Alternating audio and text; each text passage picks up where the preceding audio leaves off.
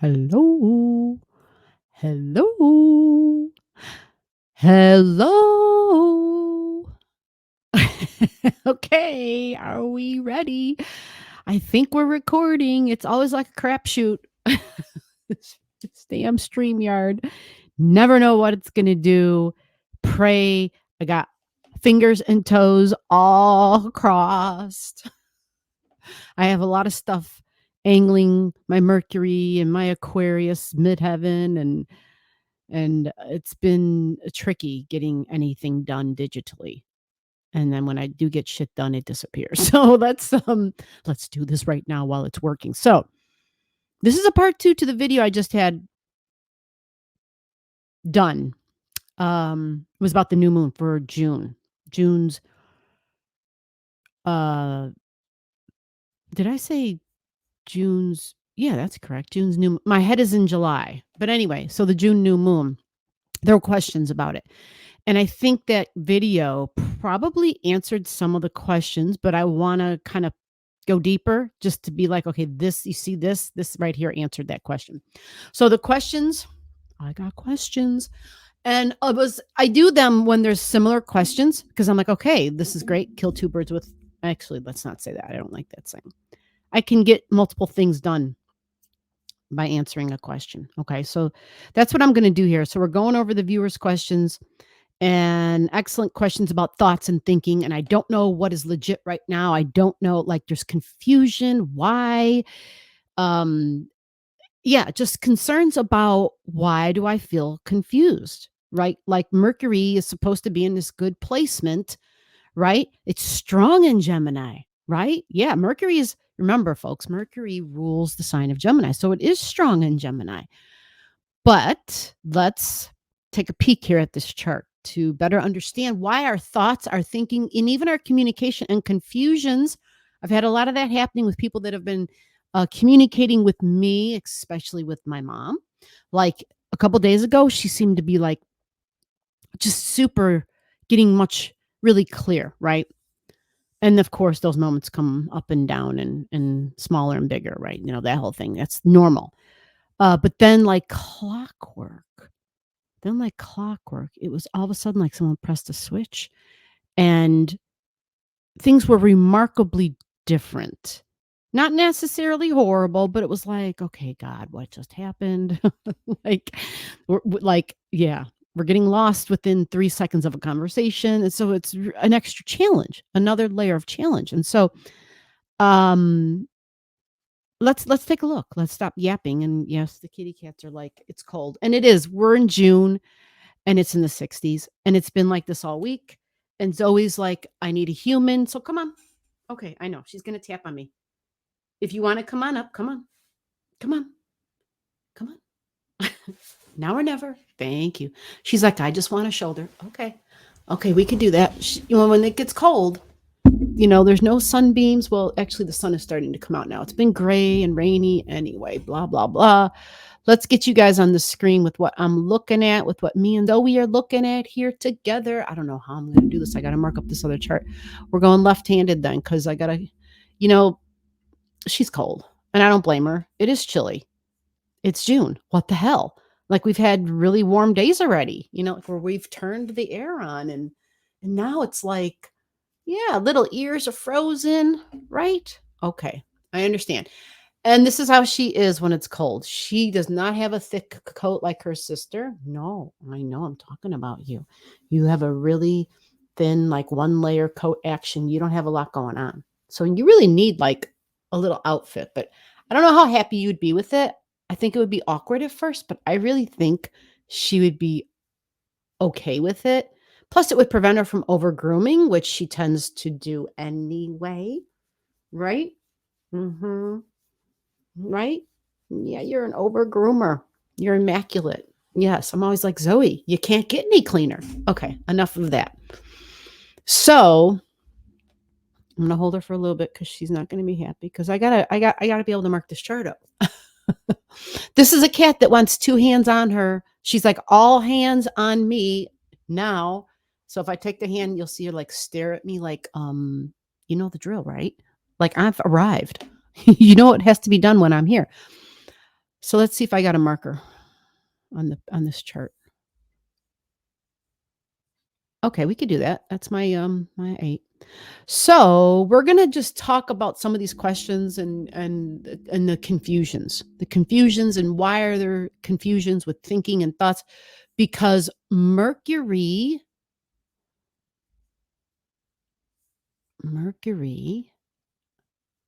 this is a chart of the moment, by the way. This is the 16th, I believe. Today's the 16th, Friday. And there's Mercury. Powerful in its own sign, right? But how does that work exactly? Because we know that Mercury also rules Virgo, and we know that Gemini and Virgo energies square each other. So what's going on? That's a bit tricky, isn't it? It is. But here's the other thing. Look, look what's in Virgo. Look what's in Virgo at the same degrees as the Mercury right now. And this is actually good news because we can point at it and we can be like, oh, that's what was happening. I'm sorry. That was my version of a anyway. So we have Persephone. That's Regulus, right? Right. Persephone is at 9 degrees, 948. That's Persephone. She's in Virgo. Persephone has it's kind of like anxiety within isolation, anxiety and being in territory that's unfamiliar. Right? It's like, okay, don't do that to me. I feel I'm isolated. I'm not around my comforts, my comfort places, and it's things are just different. And so this is a problem. In Virgo, this can be work habits and routines, like because there's a switch up or a challenge to the habits and the daily routines. This can be at the job, of course, but tasks, Virgo wants things to be perfect. Yeah. Like if I have a date on the calendar and that's when it's supposed to be scheduled for, we should be on time, right? Like that's Virgo, absolutely going to be on time, going to have all the tools and the equipment. And so Mercury, let me go down. I'm sorry, I'm using one hand, so just bear with me here. Mercury is squaring that. You see, Mercury's at 931. 931, a tight square with these two right now. That's very tight. Yes, Zoe. I know. You're right. You're right. There's a hand missing. You're absolutely right. You see? What else? Pisces is the opposite of Virgo, right? So if I swing over that way, look, Saturn. Saturn. So this would have covered the last 48 hours because Saturn's at 7, which means Mercury already passed Saturn. So there might have been confusions in communication. There might have been communications that suddenly stopped. I even had somebody who was seeking, actually, I had a couple of people at least who were seeking private time with G. And there was either like communications just stopped or there was confusion or someone forgot or just whatever, right? And everything got cleared and squared away within a couple of days. Matter of fact, today things cleared up and were squared away, but it was the culprit. It was this big T square between Persephone and Saturn and Mercury. You understand that? So let me switch the color up here. And let me do the red so that you guys can get a clearer fix on,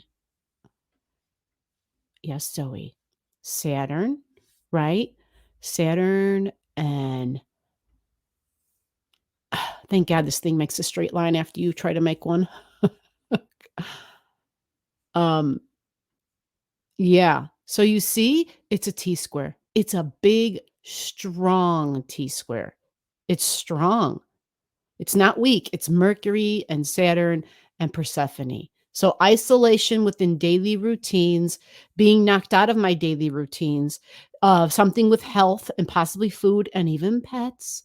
These girls were laying in their sunbeams, laying under the open windows, very happy, didn't need laps, would snooze all day in the breeze, the warm breeze coming through, listening to the birds running around at each window, watching all the squirrels and thrilled, just thrilled. But that ended. That ended. And quite frankly,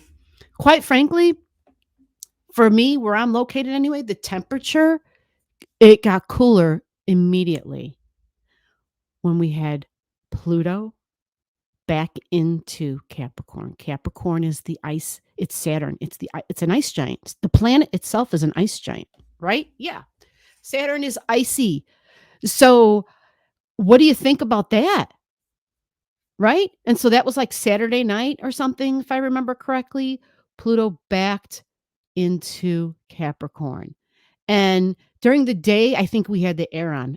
By the time I was done with the Starry Night Live, which is every Saturday at 9 p.m. Central Daylight Time, it was cold. I opened the door to this room. I stepped out and it was like, holy crap, what happened? And I thought, oh my God, maybe someone left the air on or something.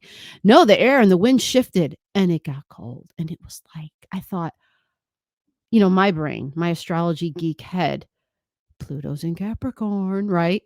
And then, of course, these things, right? Saturn, part of a T square. What did I just say about Saturn being an ice giant, right? And then we had waters, right? And then there were some horrible events people have had with flooding and tornadoes and whatnot, like Sedna and Pluto. I don't mean to make this video go this route, but I know my brain, we had Sedna in the sign of Taurus at 29 degrees. But look where Sedna is. Do you see? Do you see? We have Sedna in Gemini. Holy smoke, Sedna went into the sign of Gemini. Super, super fascinating. So let me do a little work here. I did a video about this many, many, many months ago about when Sedna is going to be going. I know, kitty cat. I know. It happened on the 14th, as far as I can tell, because I'm just doing a real quick look at this. I don't know what hours it happened at, like, to be exact. Let me see if I can do that real quick here. Because I'm such a geek. I want to know the details of it. Because we had some storms come through, and Sedna at a 29 degrees in Taurus is very disruptive.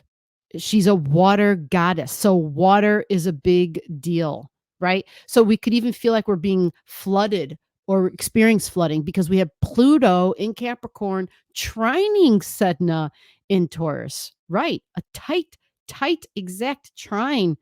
So it's really powerful. It's people in the government, strong feminine energy, not just government, but people of power, people of wealth and money.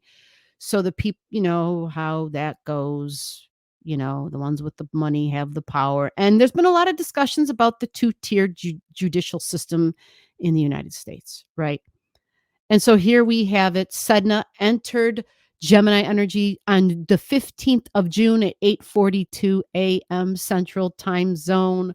Wow. So it's water and air, but it's water within communication. So for some of you, that Sedna factor, you may also be feeling that. In addition to what you're already feeling, meaning you're already experiencing the normal confusion in your own chart, possibly with just, let me go black. Let me go back to red. You may be already experiencing the typical stuff with this T square that we have, right? The T square with Saturn, with Mercury, and with Persephone. Okay. But in addition to that, now that we have Sedna at 0 degrees in air, the sign of Gemini, right? Pluto's still trining that technically. I don't know for sure if I consider that as a square still, because with Pluto, we usually have to pay attention to the minutes, right? Yes, they're out of signs, but it's by degree, 90 degrees away would be that square energy, right? So technically, you give an orb of a few degrees, but with Pluto, it's really the orb is within the minutes. But yeah, let me know if you got something there at that 0 degrees in Gemini. I can tell for sure for myself. I don't have anything at 0 degrees in Gemini, but this sudden of them will be trining at that 0 degrees because I do have some 0 degrees things in my chart. I have something in air at 0. And so when we talk about communications and then water being involved, well, that even if you're in clear water, Think about it. Think about if you hold up a glass of water and it's, clear, right? But there's water and you look through it like you're looking at objects around you, it distorts them somewhat, doesn't it? Even clear water, Neptune and Pisces is murky waters. A clear glass of water still distorts things. It sometimes makes them look bigger, right? You look at something and it's like, oh, it just changes it. It morphs it in some way. So it's still a little interesting, right? We're still like, my spidey senses tell me something's not all right here, right? So, yeah, there's a good reason if things don't seem to make sense right now or if there's confusion. But just remember the thing I pointed to in the other video, that the galactic center is in Sagittarius energy and it's over here at 27 degrees, right? Very powerful point. Some call this the point of source in the galaxy that we live in. I won't go that far. I will just say that's what others have said. This is a giant black hole. It sucks information in, and its desire is truth. It's to see what's really the truth, what's behind the veil. And guess what? Guess what? 27 degrees. Neptune, 27 degrees. Galactic center has the ability to pull back that veil. Yeah. I mean, it's hard to find anything when we look at astrology that's more powerful than Neptune, right? Pluto. Pluto has more power than Neptune. And I definitely think, without a doubt, the galactic center, that black hole has that power too, because they're at these degrees. They're at these degrees and it's powerful stuff. And what we're hearing is probably quite uncomfortable for many, because look at Ceres. What else squares 27? We've got Ceres there at 28 degrees.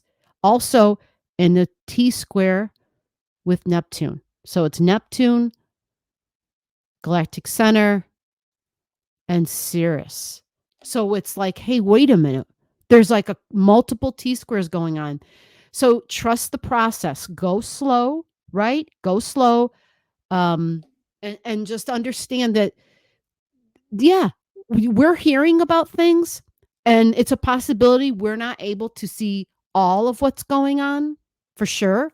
And there's could be multiple quality explanations as to why we, the people, aren't privy to everything.